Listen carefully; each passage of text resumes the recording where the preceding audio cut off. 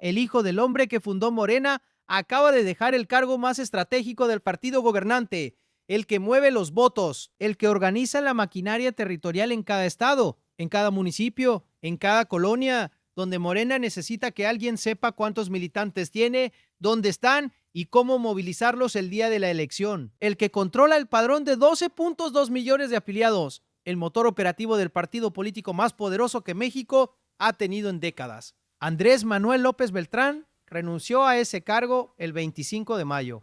Y el partido tardó 20 días en decírselo al país. Cuídense porque esto no es una nota de política interna de partido que solo interesa a los militantes. Es la primera señal visible de algo que ningún dirigente de Morena va a confirmar en ninguna conferencia de prensa, pero que los movimientos de estas últimas semanas están construyendo pieza a pieza. La transición del poder dentro del partido que gobierna México ya empezó y no va en la dirección que el fundador hubiera elegido si hubiera podido elegirla. El lunes 15 de junio de 2026, el Comité Ejecutivo Nacional de Morena emitió un comunicado. 2 párrafos, sin rueda de prensa, sin declaraciones de los involucrados, sin fotografías del nuevo designado tomando posesión del cargo, sin ninguno de los elementos de visibilidad institucional que un partido con 12 millones de militantes normalmente despliega cuando hace un movimiento de esta magnitud en su estructura. Manuel Jesús Zavala Salazar queda designado como delegado en funciones de la Secretaría de Organización del partido, en sustitución de Andrés Manuel López Beltrán. Andy, el hijo del fundador, antes de que sigan, necesitan entender exactamente qué es la Secretaría de Organización de Morena y por qué ese cargo es distinto a cualquier otro dentro del partido. Porque el comunicado lo describe como una función técnica y no lo es. La Secretaría de Organización es quien dirige la movilización nacional del partido, quien coordina y supervisa el trabajo territorial en todos los estados, quien conduce los procesos de afiliación y credencialización, quien actualiza y resguarda el padrón nacional de afiliados, en un partido que gana elecciones porque tiene la infraestructura de movilización más potente de la política mexicana. Quien controla la Secretaría de Organización controla el motor, no la imagen, no el discurso, el motor. Y ese motor acaba de pasar de manos del hijo de AMLO a manos de un hombre que fue delegado político de Claudia Sheinbaum en Yucatán. Denle like si ya están entendiendo por qué este movimiento dice algo que el comunicado oficial nunca va a decir con esas palabras. Y quédense porque ahora viene la pregunta que ningún medio está haciendo con suficiente claridad. ¿Por qué el 25 de mayo? Andy renunció el 25 de mayo de 2026. Morena confirmó el relevo el 15 de junio. 20 días de silencio sobre el cargo más estratégico del partido antes de las elecciones intermedias de 2027. Y la fecha de la renuncia, el 25 de mayo, no es un dato menor cuando se pone en contexto con todo lo que ocurrió esa semana. El 25 de mayo fue la misma semana en que arrancaron formalmente las negociaciones del TEMEC entre México y Estados Unidos, la misma semana en que la CENTE intensificó sus protestas antes de la inauguración del Mundial, la misma semana en que la FGR entregó el citatorio a Maru Campos y en que Rocha Moya declaró en secreto ante la Fiscalía en Culiacán. Una semana de densidad política excepcional en la que el gobierno de Sheinbaum estaba manejando simultáneamente 4 frentes distintos con recursos de atención limitados. En ese contexto, el hijo de AMLO presentó su renuncia al cargo más importante de la maquinaria electoral del partido y Morena tardó 20 días en nombrar a alguien para reemplazarlo.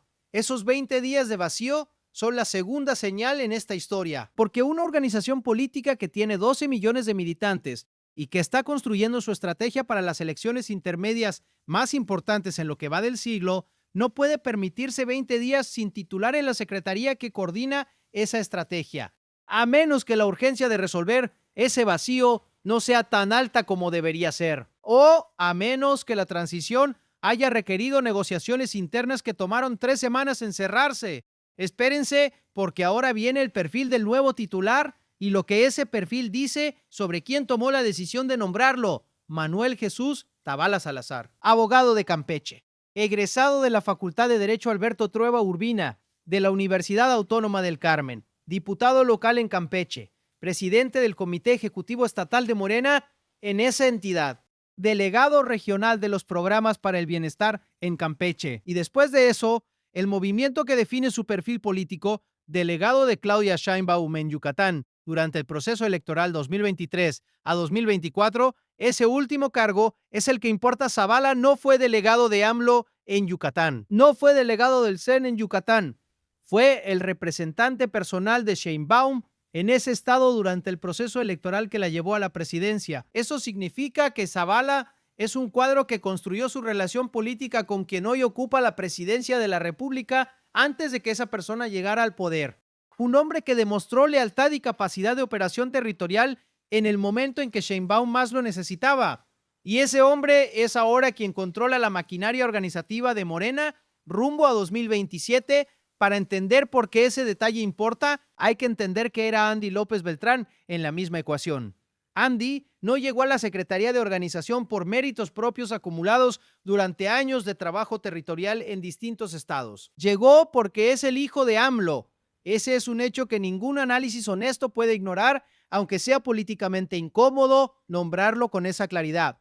Andrés Manuel López Obrador construyó Morena desde cero, le dedicó décadas de su vida, lo convirtió en el instrumento que llevó a la izquierda mexicana al poder después de 3 intentos fallidos, y cuando dejó la presidencia, su hijo ocupó el segundo cargo más importante de la estructura operativa de ese partido. Eso no es corrupción ni nepotismo en el sentido estricto del término. Los partidos políticos en México y en el mundo operan con lógicas de lealtad familiar y de herencia política que son parte del sistema.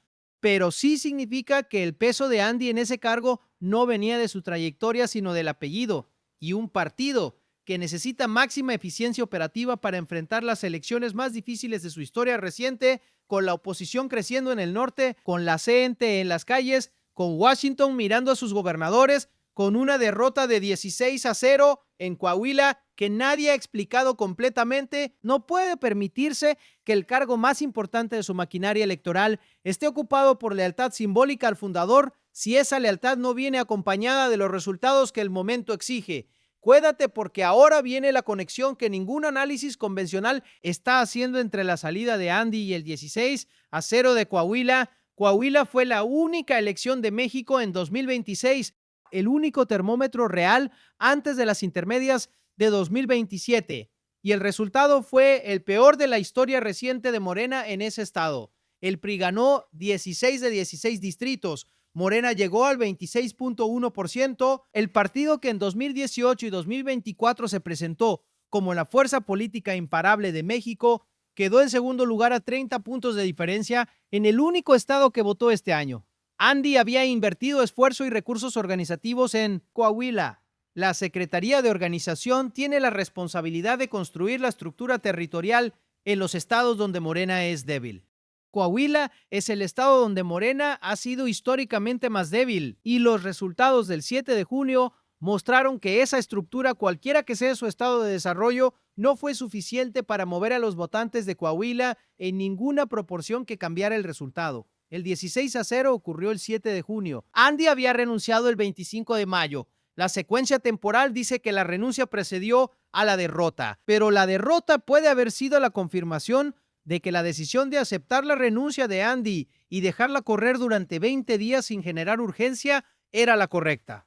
Que el diagnóstico sobre la efectividad de la gestión de Andy en el cargo ya existía dentro del partido antes de que los resultados de Coahuila llegaran a confirmarlo públicamente. Eso no se puede probar sin acceso a las conversaciones internas del CEN, pero la lógica política lo hace plausible. Y en política, la lógica plausible es frecuentemente más reveladora que los comunicados oficiales. Suscríbanse y activen la campana porque ahora viene la parte que conecta la salida de Andy con algo más grande que un cambio de secretario de partido. Cuando Andy asumió la Secretaría de Organización en septiembre de 2024, su presencia en ese cargo tenía un significado político que iba más allá de sus funciones. Era la señal de que AMLO, aunque ya fuera expresidente viviendo en Tabasco, seguía teniendo una presencia dentro de la estructura operativa del partido que fundó, que el proyecto de la Cuarta Transformación no se transfería completamente a Sheinbaum, sino que el fundador mantenía un canal de influencia a través de su hijo en el cargo más estratégico de la maquinaria, con Andy fuera de ese cargo, con Luisa María Alcalde también ya fuera del CEN, donde ocupaba la Secretaría General, con los perfiles del equipo directo de AMLO siendo reemplazados progresivamente por cuadros más cercanos a la presidenta. La pregunta sobre quién controla realmente Morena hoy tiene una respuesta que los movimientos internos están construyendo con sus propias acciones. aunque ningún dirigente la pronuncia explícitamente. La respuesta es Sheinbaum. No porque AMLO haya perdido su influencia ideológica sobre el partido, no porque el proyecto político que él construyó haya sido abandonado, sino porque la operación cotidiana del partido, la maquinaria que decide quién puede ser candidato, qué estados reciben más recursos organizativos, cómo se construye la estructura territorial para 2027, está siendo conducida por personas que deben su posición política a la presidenta y no al expresidente. Eso en política tiene un nombre muy específico. Se llama consolidación del poder. Y en los partidos políticos la consolidación del poder siempre implica que alguien gana y alguien pierde. Lo que está ocurriendo en Morena en este momento es que Sheinbaum está ganando el control operativo del partido que le heredaron. Y el precio visible de ese proceso es la salida del hijo del hombre que se lo heredó. Dale like si ya estás viendo la dimensión completa de lo que este movimiento significa. Y quédate porque ahora viene la parte que define lo que esto implica para 2027. Zavala tiene 14 meses para demostrar que puede hacer lo que la Secretaría de Organización tiene que hacer antes de las elecciones intermedias de junio de 2027. Y esa tarea es extraordinariamente compleja en el contexto en que Morena llega a este momento. El partido tiene 12.2 millones de militantes. Eso es su mayor activo, una red territorial que ningún otro partido en México tiene en escala comparable. Pero esa red necesita coordinación, recursos y dirección estratégica para convertirse en votos el día de la elección. Y la dirección estratégica de esa red acaba de cambiar de manos en el peor momento posible, que es el momento de mayor necesidad de continuidad operativa. La CNTE sigue en las calles. Los estados del sur, que son la base más sólida del apoyo electoral de Morena, están en conflicto con el gobierno federal por las demandas de los maestros. Si la coordinadora llega a 2027 en confrontación abierta con el gobierno, el impacto en la participación y en el voto en Oaxaca, Chiapas y Guerrero puede ser significativo. Y la Secretaría de Organización es el área del partido que tiene que gestionar esas relaciones con los actores sociales de los estados estratégicos. Zavala viene de la Secretaría de Movimientos Sociales. Conoce ese terreno, es su punto más fuerte. Pero la diferencia entre coordinar movimientos sociales desde una secretaría de partido y dirigir la maquinaria electoral completa de la mayor fuerza política de México en año de elecciones es la diferencia entre practicar en el campo de entrenamiento y jugar la final del torneo. Espérense, porque ahora viene la dimensión que AMLO no puede ignorar aunque no hable de ella públicamente. El expresidente vive en Palenque, Chiapas. Escribe en redes con regularidad. Mantiene su influencia mediática y su capacidad de marcar agenda dentro de las conversaciones políticas de la izquierda mexicana. No está retirado en el sentido de que haya dejado de participar en el debate político, está retirado en el sentido de que ya no tiene un cargo ni una posición institucional desde donde ejercer poder ejecutivo y ahora tampoco tiene a su hijo en el cargo más estratégico del partido que fundó. Eso no significa que AMLO y Sheinbaum estén en ruptura. No hay evidencia de eso.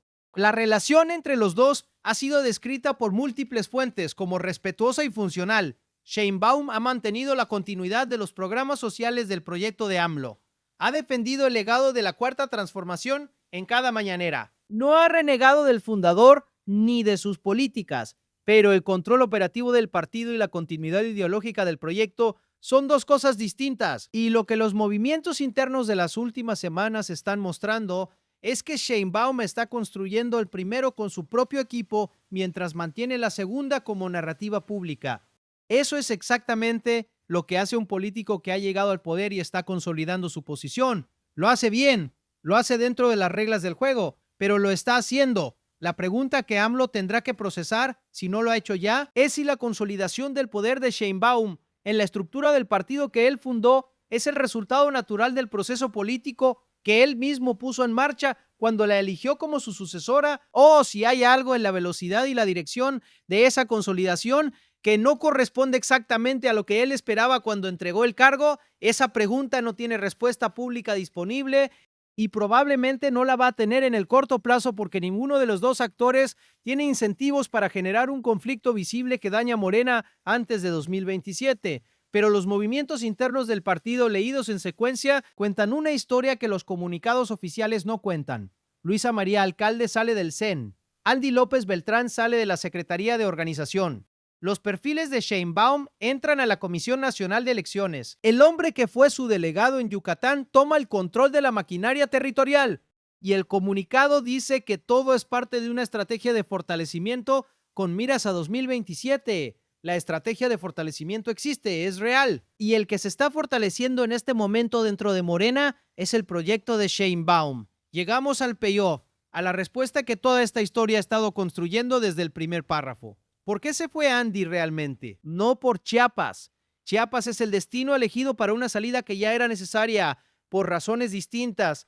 El cargo de secretario de organización de Morena en este momento, 14 meses antes de las elecciones intermedias más importantes del sexenio, requiere a alguien que lo ocupe por méritos propios, con trayectoria territorial verificable, con la confianza operativa de la persona que toma las decisiones dentro del partido. Andy tenía el apellido, no tenía la trayectoria. Y Coahuila fue la demostración más dolorosa y más pública de que el apellido sin la trayectoria no alcanza para mover una maquinaria electoral en los estados donde Morena necesita crecer. Sheinbaum necesitaba a alguien en ese cargo que respondiera a ella, que construyera la estrategia de 2027 según sus criterios, que tomara las decisiones operativas con la lógica de la presidenta y no con la lógica del expresidente. Zavala es ese alguien, no porque sea extraordinario, sino porque es de confianza, porque demostró lealtad cuando importaba. Y porque en política, a 14 meses de una elección que define si el proyecto sigue o empieza a perder, la lealtad verificada vale más que el apellido correcto.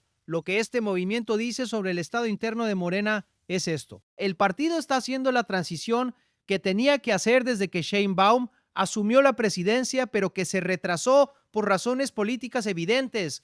La transición del control operativo del partido del equipo del fundador al equipo de la presidenta. Esa transición estaba destinada a ocurre ahora. Y la salida de Andy es la señal más clara de que ya no se puede posponer más, porque 2027 no espera. México Confidencial va a seguir cada movimiento de esta historia. Cuando Andy confirme su candidatura en Chiapas y se vea si tiene la capacidad de ganar en un estado que no es el suyo, cuando Zavala tome su primera decisión visible como responsable de la maquinaria electoral de Morena y se pueda evaluar con qué criterios la toma, y cuando AMLO decida si hace algún comentario público sobre el nuevo secretario de organización del partido que fundó y que ya no dirige ninguno de sus cuadros directos, la pregunta que te dejo en los comentarios es esta. ¿Crees que la salida de Andy debilita o fortalece a Morena antes de 2027? ¿Y crees que AMLO va a aceptar sin consecuencias que el partido que fundó esté siendo operado completamente por el equipo de Sheinbaum? El debate está abierto.